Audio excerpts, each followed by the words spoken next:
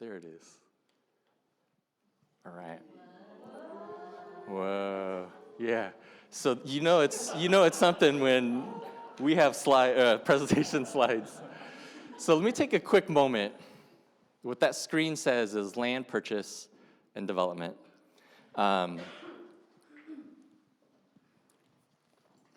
As that kind of goes through our eyes, to our head, to our brain, and processes through kind of what the words that are on the screen to then maybe our whole body.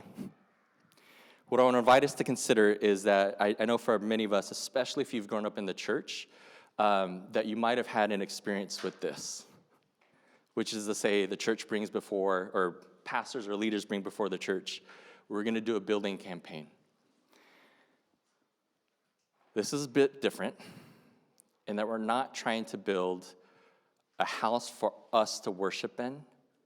What we're trying to do is build a house for others to call home, that they might find hope and potentially see the God that we worship. So this is where we're heading, and what we envision is the direction that we want to head as we talk about land purchase and development is affordable housing in the ways of a mix of senior and general housing, community center space that would be for us, for Solidarity, for other nonprofits, and mixed-use retail and office spaces. And that could be for micro businesses, for therapy sessions, for workshops, for rental community spaces, all that stuff. And then ultimately speaking, the vision that we have for this is that it's a hub for community flourishing.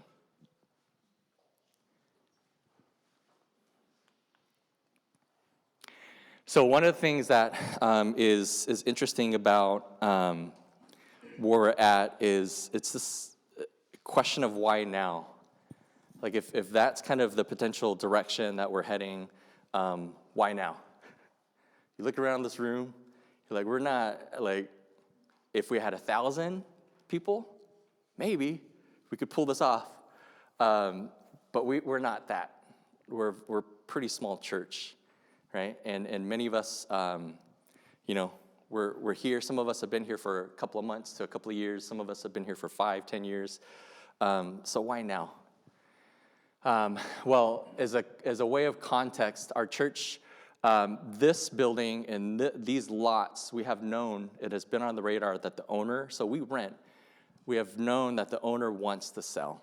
And there's been numerous attempts that the owner's tried to do that.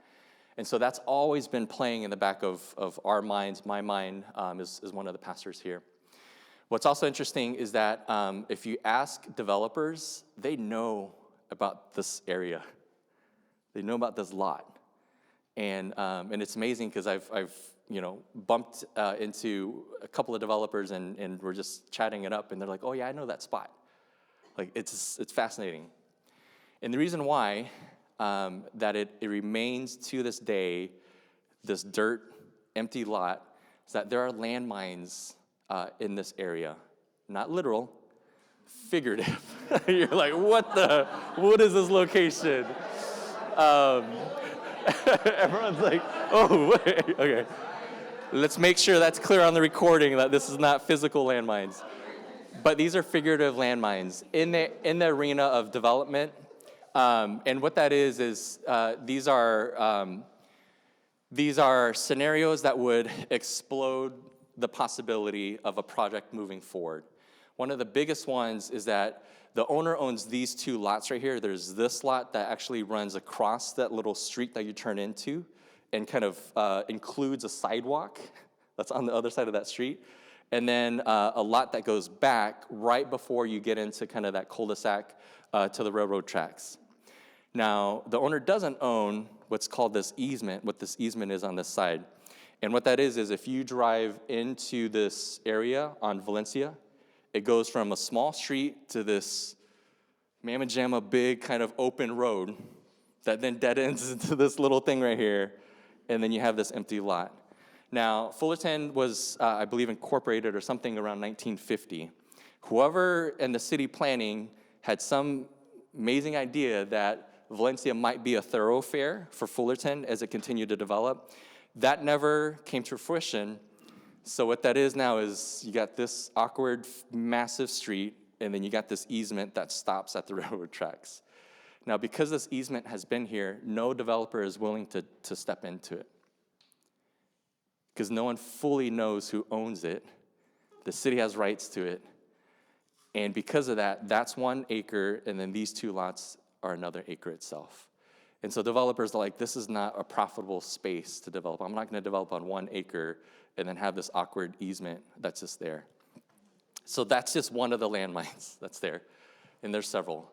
The other piece, too, is that there's been this dream that this area, this space, this building, this community might be an opportunity for community flourishing.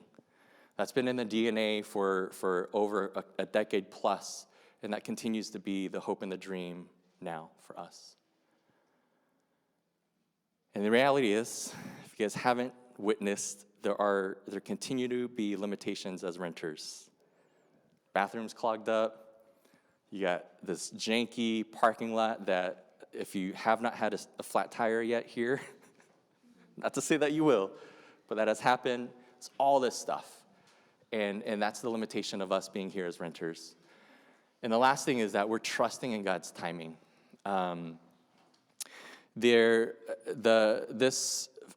Since One Life City has been here for about 10 years. Before One Life City is here, there's been Solidarity, which has been here since about 2012, 2010. Before that was another church, New Song, North Orange County, another ministry called Lifeline. And then way before that, the originators of this building was a church called Emmanuel Baptist, and that was around the 50s. So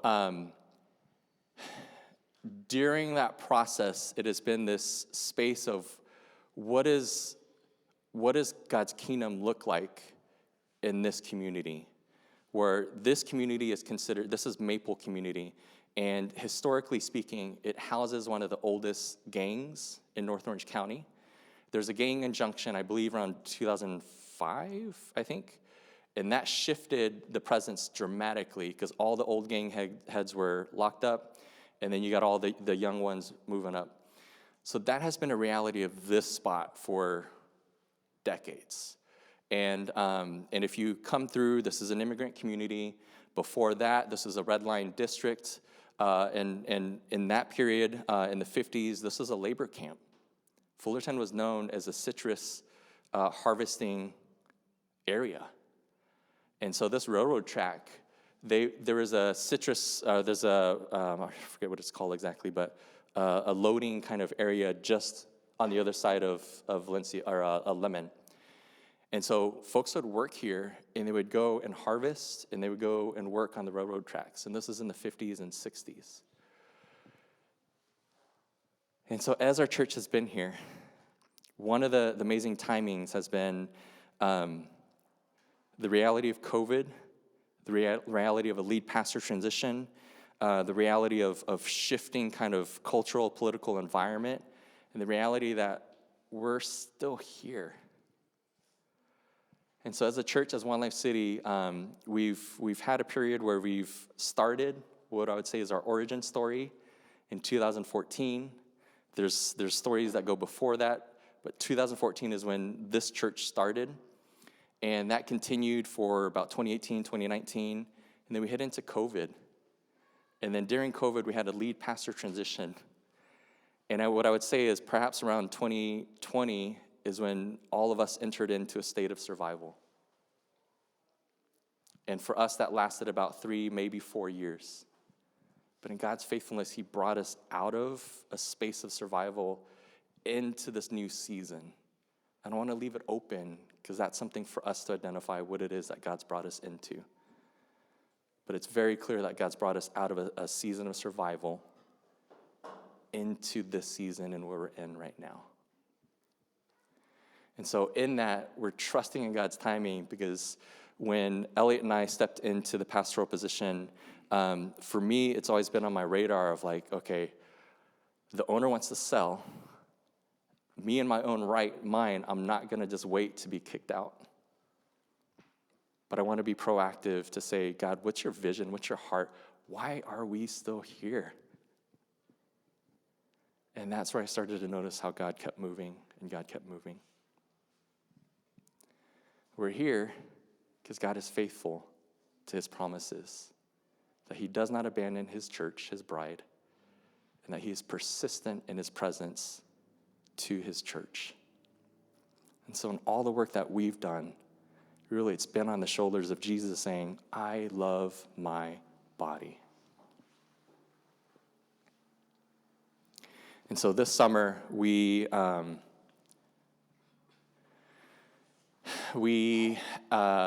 and as we have kept moving as a church, we had this opportunity where, and I'm going to share the story, which is that Dave was at an academic conference on the East Coast.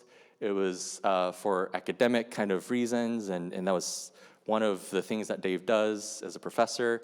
So he was there, I think, Philadelphia. He bumps into a guy named James Cho. What is it? Pittsburgh. One of the P's. Pittsburgh.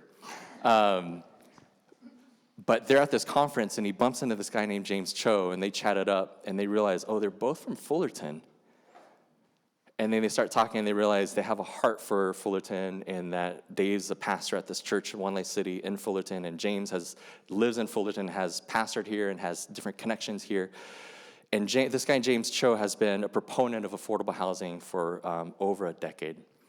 And so they're like, hey, let's meet and talk when we get back. And so Dave emails a few of us, and we set up a meeting with James Cho in August. We meet, and in that time, it was kind of this like, well, here's what we might hope for, which is to say it'd be amazing if something could be here. We'd love to be sustainable. We're working through this process to be sustainable, financially speaking, as a church. All these dreams, all these hopes, but all they were dreams and hopes. And then James starts to introduce different resources. He's like, hey, have you talked to this lady named Jill Shook in Pasadena, who's been 2 decades plus of affordable housing? She started this land committee thing in Pasadena, and through her work and her organization, they have seen a drop in homelessness by 50%. Now, with the recent fires, I don't know what's happening with all that, but that's been a reality of what they've been able to do there. And so we go to this cohort that they're hosting. They say, yeah, we'd love for you guys to be a part of it. Myself, Chris, Jeff, Yim, and then Winston Wu, not here, along with Dave, we go to this cohort, and it's a 5-session thing, and they walk us through what affordable housing might look like on congregational land. But one of the interesting things for us is that we don't own. We don't own. And they work with churches that own their land. And so I'm going through this 5-session cohort. James is kind of he's doing his thing. And then Solidarity had been in a tight spot financially, and the former executive director had asked me, hey, can I reach out and do a meeting with James? I'm like, sure, go for it. And then they're having this meeting here. I'm officing in the back, kind of knowing that they're meeting about something, but that's not something that I'm a part of, so I'm doing my thing. So I'm walking down the hallway to use the restroom, and I go back. I pop my head in and say, hey, what's up, just to say hi, just to be polite. And they're like, hey, come in, please, come in, because I have an update for you guys, for you. And what shared was, James was talking about where Solidarity was financially, they were trying to ask the question of, hey, we're in this crunch. How do we move from a financial crisis into a spot of stability? And James was like, hey, I've been praying, I've been talking with others. I want to step in and do that with you guys.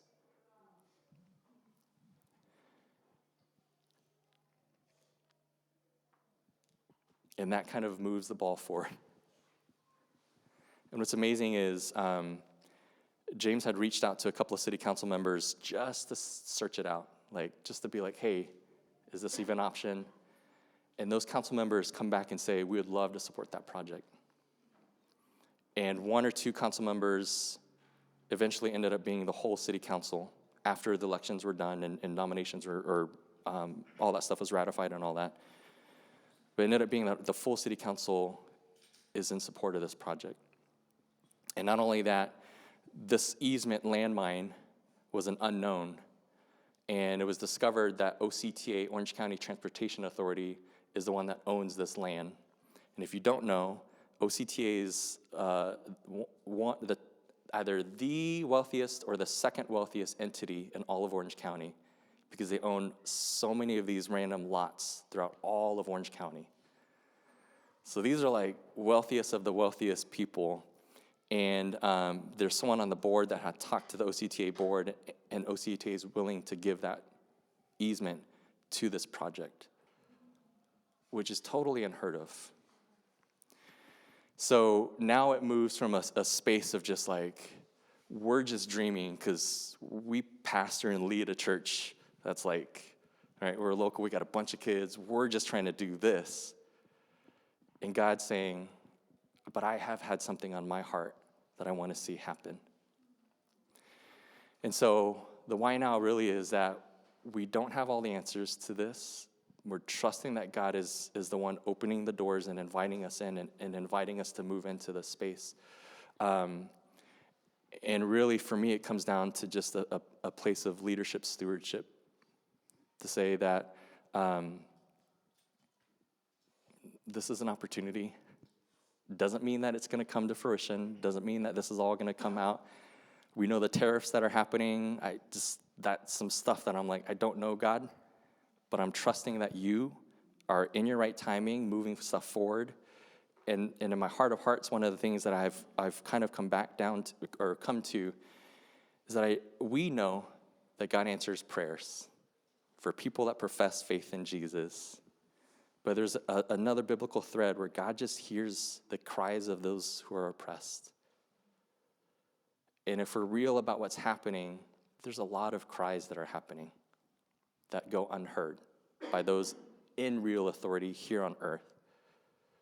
But there's a divine authority that is hearing the cries of those who are oppressed.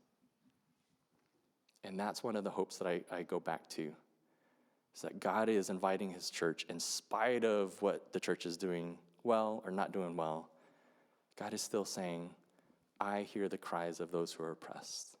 Are we willing to step in? So what are we bringing before the church? It's an opportunity to engage in housing justice.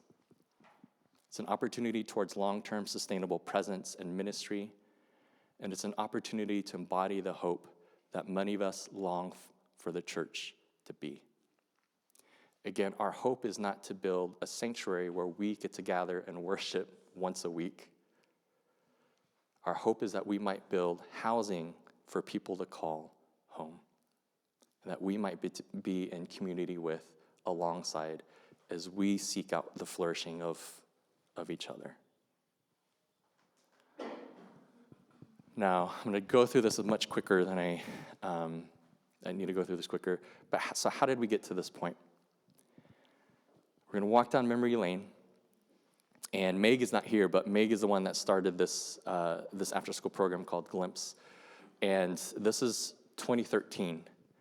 And what was amazing about kind of this period of this after-school program that was connected to Solidarity, not One Life City, one of the things that has stuck with me during that period was, I remember Meg had said, what is lost in the children is the ability to dream, to have imaginative play, because of the trauma and because of all the surrounding impacts that they carry. There's a loss of being able to imagine and dream. And that's what Glimpse was built on. It was this restorative hope for children to be able to dream and to play and to imagine again.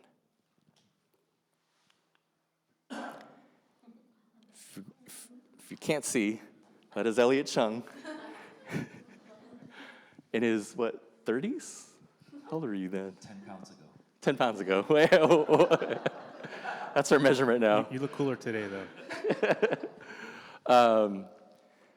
But this space has been one that has intertwined so many different stories. Because in that picture, Elliot wasn't a pastor at One Life City. He was a pastor at Kaleo, which then he moved into another church that he pastored with Jay Lee called Elements before they came here. But this has been a place where stories have intertwined. It's been a place, too, where it's taken so many shifts in kind of design and space thought and creative work and all that. That right there on the left is the room where our upper grade kids are in. That is it a barn door? What is that called? Dutch door, right? Where it's the top and the bottom. Brown walls, popcorn ceiling, which is still popcorn ceiling in there. And then Meg teaching one of the classes for the kids. This is this room. And I didn't get a picture of all of it, but this used to be wood. I think even before that, this room used to be like some weird green. Popcorn ceiling. The lights were kind of the old school kind of like, was shop lights, fluorescent shop lights. And that's Vivian Wang in 2013. And so again, this space is an intertwining of different stories of what God has been doing. Now, what we see out there used to be that, which I know. There was a drought in California, so for, just financial reasons, we stopped watering. But before that, it was just a lot, just a dirt lot. And the pavers, the walkway, that used to be just dirt. There was not a playground. That just was dirt. And so everything was just dirt.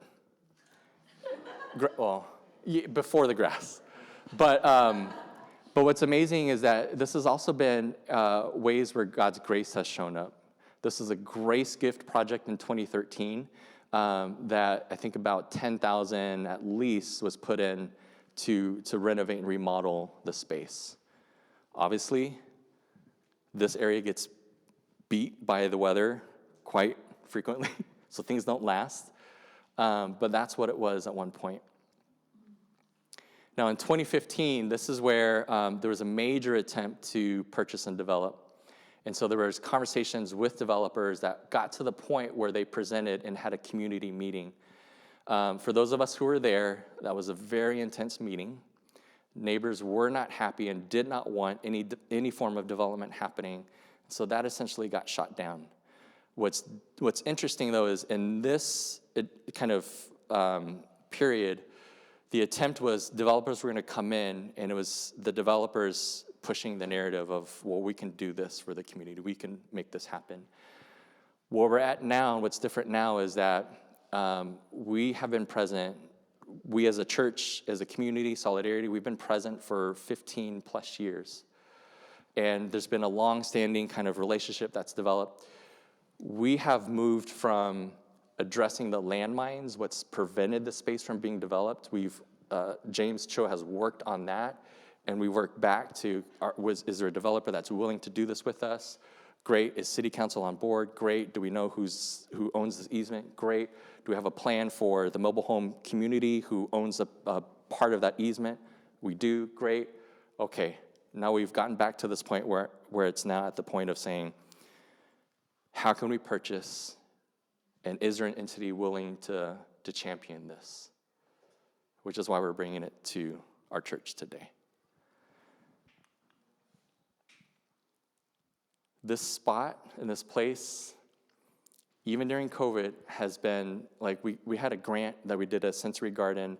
That spot where that little girl is in the back used to just be a sand lot, and it used to be a thriving place for weeds because it was not tended. But especially during COVID, it had just laid vacant. And we got that grant, and then Nan did a sensory garden. Beautiful space it is. We got to tend it a little bit better. Not you, but us. And there is an opportunity now where that's happening. But this has been kind of an incremental work where we're saying, where can there be life? Where can there be thriving? Where can there be flourishing?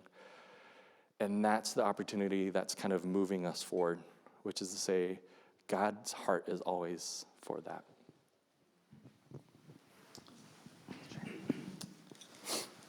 All right, so I get to share about how this connects to our church's vision and values. As we share, maybe I could kind of take it out of this specific lot to like kind of general neighborhood kind of stuff. One of the perks about working out of this space is working in this space. So like, there's so much activity here throughout the week, and especially Mamas de Maple, they're here almost every day and they have different activities.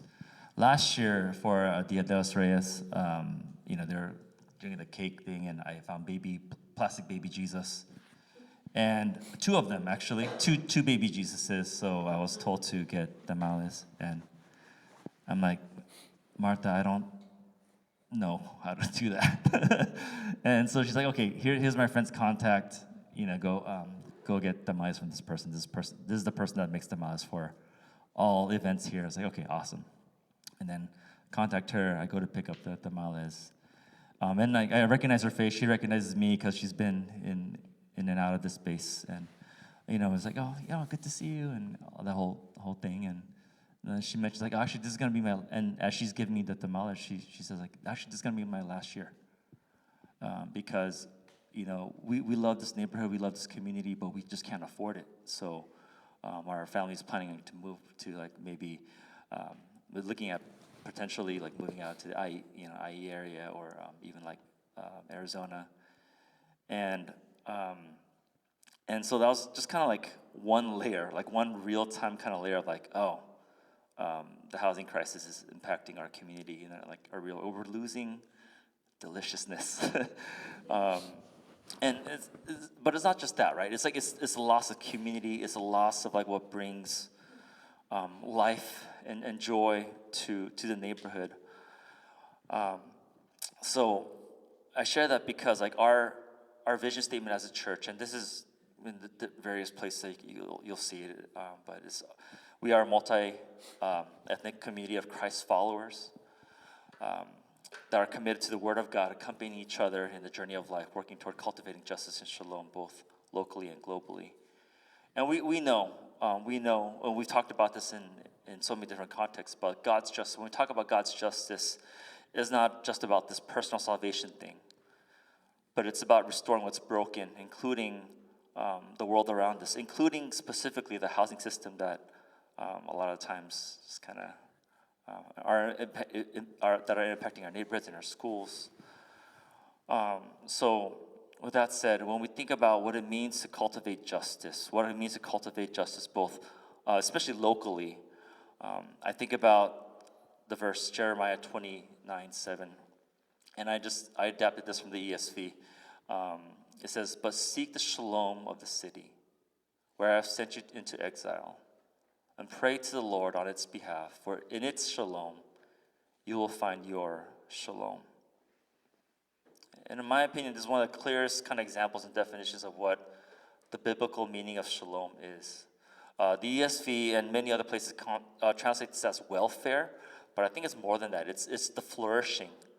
It's seek the flourishing of the city, seek the wholeness and the redemption of the city, because in its flourishing, you'll find your flourishing.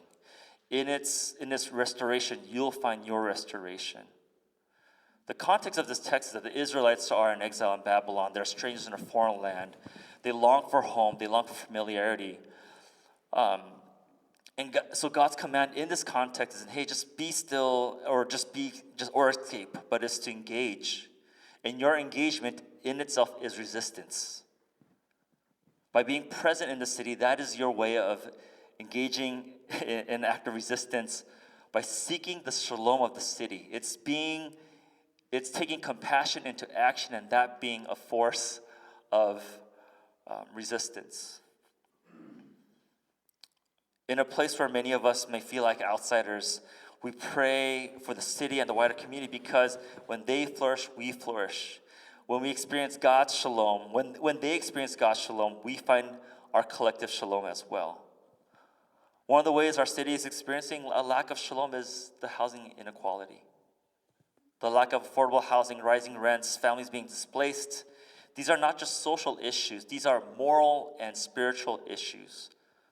Y'all know Ruthie Hanchett. She's one of the school board, and she's a part of our community. I remember one time she was talking about how, because the housing crisis is impacting how schools are getting funding, so our education is being impacted.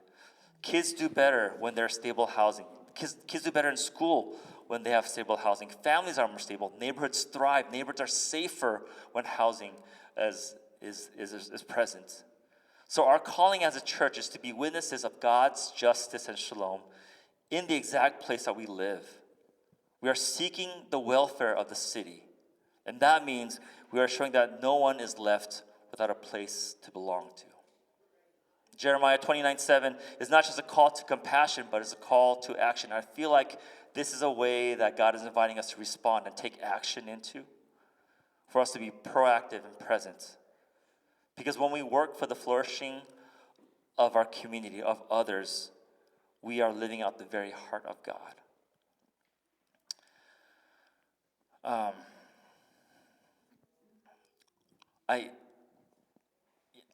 Y'all know this.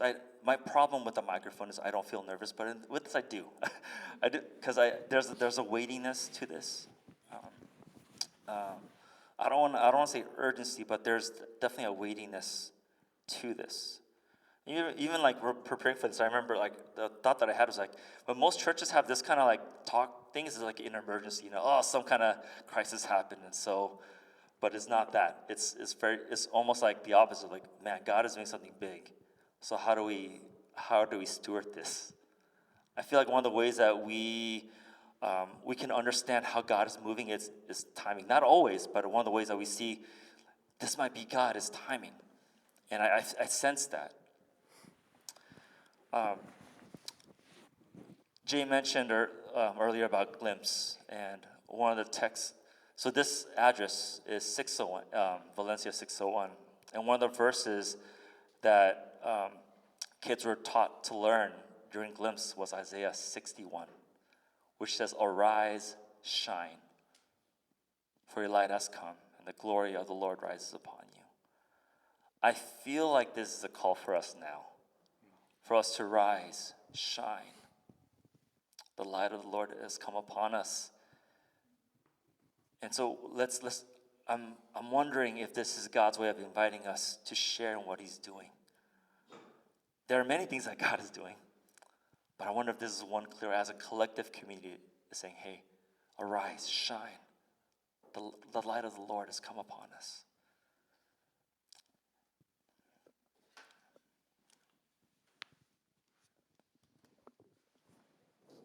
I'm going to stand up. So we talked about how we got to this point. We talked about why this is relevant to our church, right? Before we get into what, because that's the meat, maybe the most exciting or the least exciting, depending on your perspective, a theme that really just sticks in my mind is this idea of resilience, right? Our church, as Jay mentioned, has been consistently going through things that are hard. Us as a community have been consistently going through things that are difficult. Us as a society are going through things that are difficult consistently, right? And I think on a personal note, my wife and I are just getting out of probably the hardest season of our lives because my 14-month-old son started to sleep. So for the last 2 weeks, we have not woken up 2 to 4 times a night.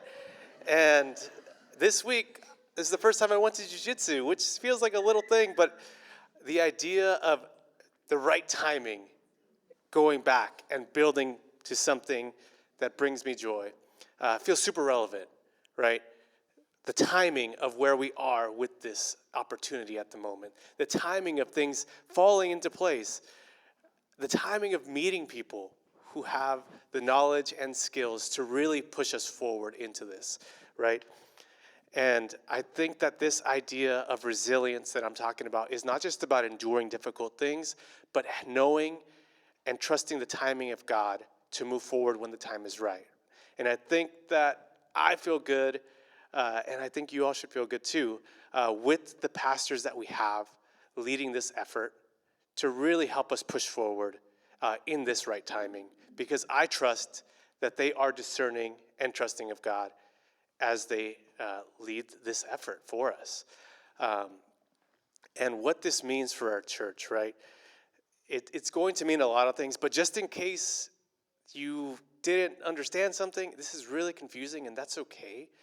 As we talk about this idea of developing land and having affordable housing here, it also means the opportunity for us to have a new building. In case that was not clear, a new building that is a part of the overall development, right? Because we are partnered with a person who is willing to bring our church alongside the development process, so that what we desire, what we want, may not be 100%, but our opinions are going to be important into how we move forward into this. And again, to make sure, if this was not clear already, we have stepped into the first step of this. We have set up a contract with James Cho. He has given us a dramatically discounted rate, and we had a very generous private donor, who shall not be named, who was willing to front that amount for us. So we have stepped forward into this endeavor, in case that wasn't clear.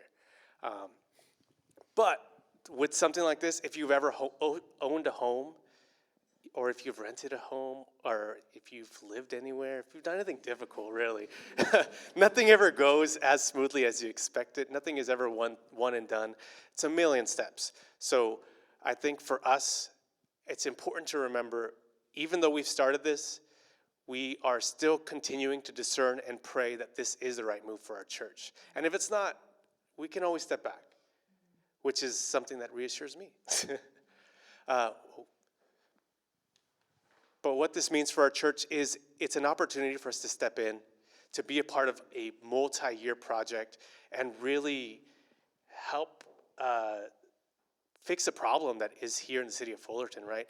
Fullerton does not have enough homes for the people in it, so the board is constantly trying to get more housing built for the city of Fullerton. So we have that to our advantage to really help push things forward. And when we've talked, if this is going to happen anyways, if they're going to be building additional homes in this city, why wouldn't we want to be a part of it? Why wouldn't we want to go into it with someone who we know, who we trust, and with our church being semi-responsible for how we kind of go into it? So what this means, I'm going to go pretty high level. We do have additional information coming out by the Sunday of next week with a lot of details. But if you're looking on the screen, you'll see 5 key steps. So laying the foundation, right? These are approximations on the timing, but just know, long time. 5, 7, 8 years, long time. Not something that's going to happen overnight or in the next year. But laying the foundation, that's where we're at right now. Really, we're making sure that things can move forward. Is this feasible? What are the things that we need to figure out before we can even move on to the next step? Luckily, we have had a lot of those landmines, Jay's favorite word, cleared for us, right? So we can kind of move forward and start into the additional things that go into the legal side and working with the owner and figuring out all of those details. Then we'll move into planning and design. With that, that's when we are going to start having a group who is going to represent our church. That will be people from within the church who have skills that are going to be helpful for this endeavor, right? People who are lawyers, people who have who work in real estate, people who work in design, things like that. We'll build a team. That team will represent One Life, and we will make sure that that team is voicing out One Life City Church's opinions as we move forward. Approvals and funding, we don't have 50, what was the number they gave us? $60 million. I don't have 60, I don't even have, yeah, anyways. I don't have $60 million. You don't have $60 million. Our church does not have $60 million. But we do have the opportunity to work with the right people, the right developers who are willing to help us move forward through the partnership. We will still have to fundraise to kind of show that we are invested and ready to move forward, right? Just to give you an idea, the first number that was thrown out to us was about $25,000. Again, all of these things I'm telling you are not for tomorrow, not for this month. We have a lot of time, but we want to be open with what the process is moving forward. Construction, once we get those approvals from the city, from everyone involved, we have rights to the building, to the land, then we are going to move forward with the developer to start constructing something brand new. And that will be a new church for us, different opportunities, which could be a little store, little markets, a gym, a basketball. I know if we talk to any of the guys, they'll want a basketball hoop, but also a place for kids to play, really a community-centered area where they could come and feel the presence of God through One Life City's space, in addition to the affordable housing that's going to be available to people who are within the community, people who are in the neighborhood, and beyond that. And then 5, impact and opening. Once that happens, a whole lot of options of what that can mean and how that can be a blessing to the people in the neighborhood, the people in the community, to us, etc. So how can we be involved? Again, not something that you need to do right now, with the exception of the first one and the last one. But as we move forward, just continue to pray. Continue to pray for guidance, discernment. Make sure that we are doing what we should be doing in terms of what God has for us. We are going to start initiating a building committee. So if you are a person who is skilled in the area of finance, legal, real estate, community relations, which we have a lot of those, we may be reaching out to you. Or if you volunteer, even better. Help with fundraising. We are going to do a push once we get there, if we get there, for building a plan to get the amount that would be on our church. And that's not something that I'm going to be like, oh, I need you to give money right now. Don't worry. That's not what this meeting is. This is more informational. Advocate in the community.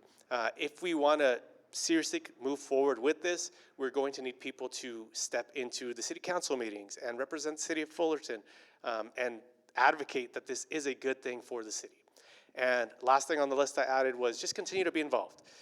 If you were thinking this is really over your head, not something that you are going to be practically involved in, just continue to be a part of the church in the way that you are. And that is where we want you to be as well.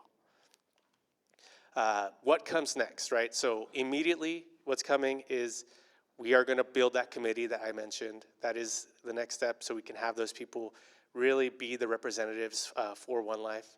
And then before we move on to those other steps that I mentioned, we have to make sure that this is actual possibility for us. So the feasibility testing to make sure that we can move forward is going to start. We're going to continue to start the engagement with those experts in the areas that I mentioned, and then we are going to start pushing for community outreach so people in the neighborhood, people in the community know what's going on. Last thing I want to mention on there is we are going to be open and transparent about this process with the church, but not on Sunday service, because there's some limitations that we have with saying things about possibilities of sales and land that probably shouldn't be streamed online.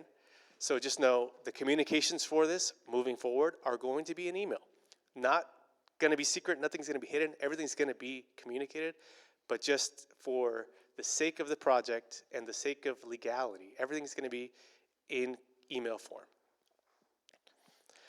And then immediately after this, we do want to reassure you that me, Jay, and Elliot talking here right now is not all the information that is available and not all the information that you need to know. There's a whole lot more. We talked about that housing cohort we did, and oh man, that was at the end of the day at 6 o'clock, sitting there for 3 hours. Oh man, whew.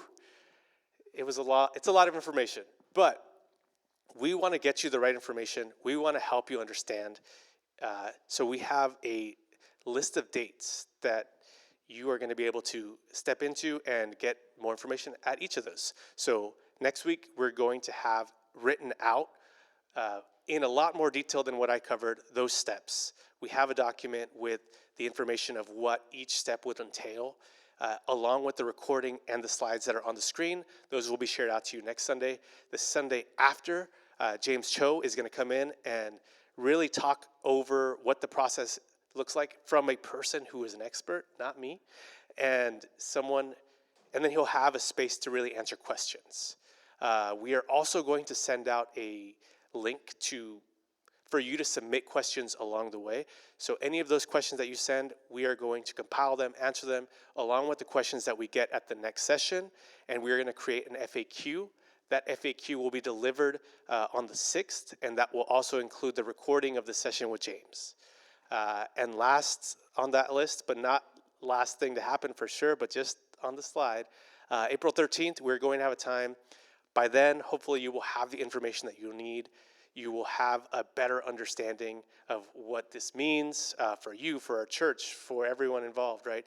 This is really complicated, and we've talked about it for I would say a lot of hours already, and it's still hard to understand.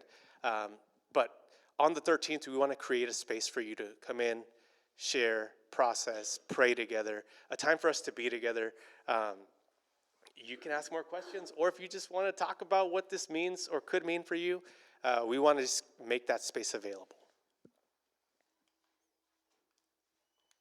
And before we close, I'm going to pass it back to Jay Wu. Oh, you have a mic.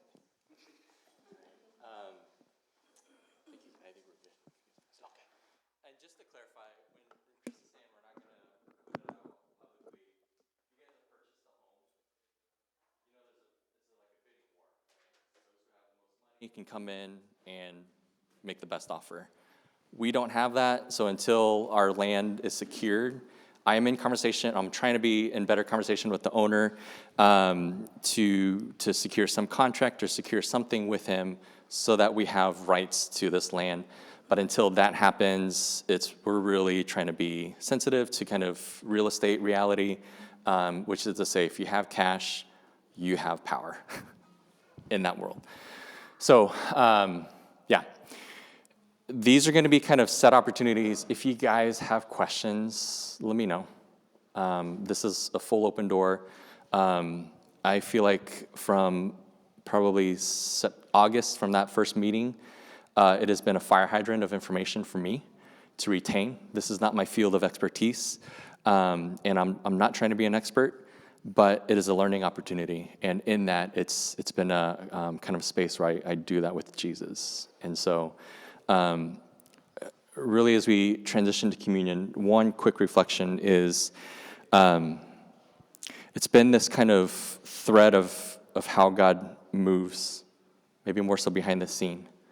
And what's been amazing is if you had asked me 10 years ago, would I be doing this? No. Would I have thought that I'd be doing something like this? Not at all. But where I'm at right now is also hopeful that where I will be in the next 5 or 10 years won't be the same either. And so I know that in the midst of disruption and in the midst of turmoil, we want to be steady. And God provides that for us, and He can provide that for us. But at the same time, God invites us to grow with Him. And so communion is that opportunity where it's nourishment for our souls. It's a taste for our taste buds. But it's that reality that God is the one who continues to nourish our very being.